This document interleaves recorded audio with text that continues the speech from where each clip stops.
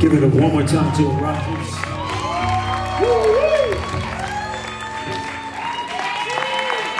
Nebraska State Fold. First African American.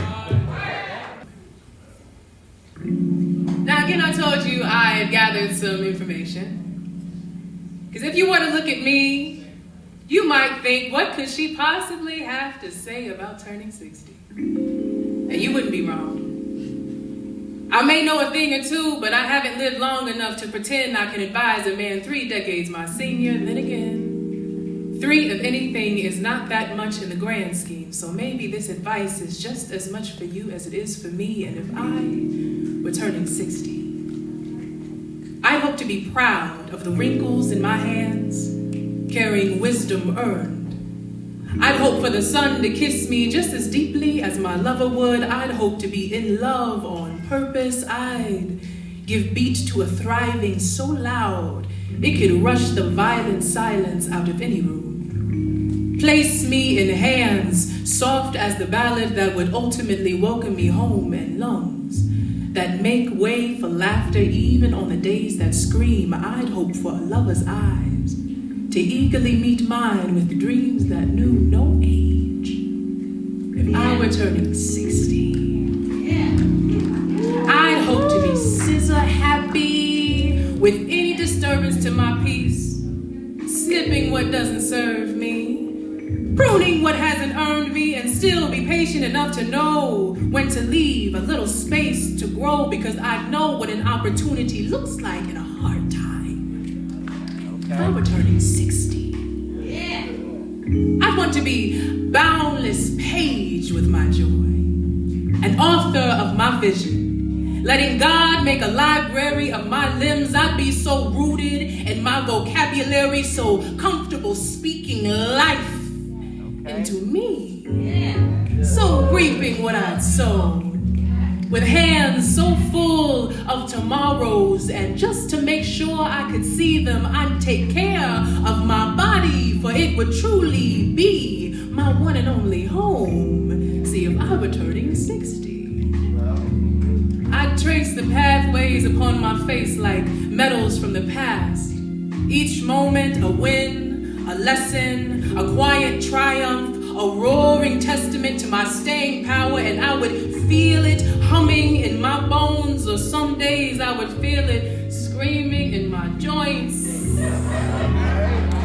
reminding me of what a fleeting youth looks like. But I hope to be so at home in a hill, so happy in my healing era that I just let the youth run, flee as it need, and let the steady ache be chimes, a celebration of the time that has refused to leave me behind.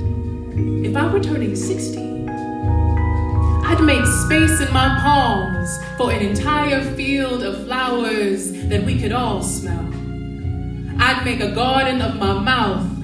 I'd leave no room for withholding this praise, and I would call more. And I would be okay with being wrong, or apologize for the ways that I'd hurt you, even if I didn't mean to, because at this big age, we all know we're not always right.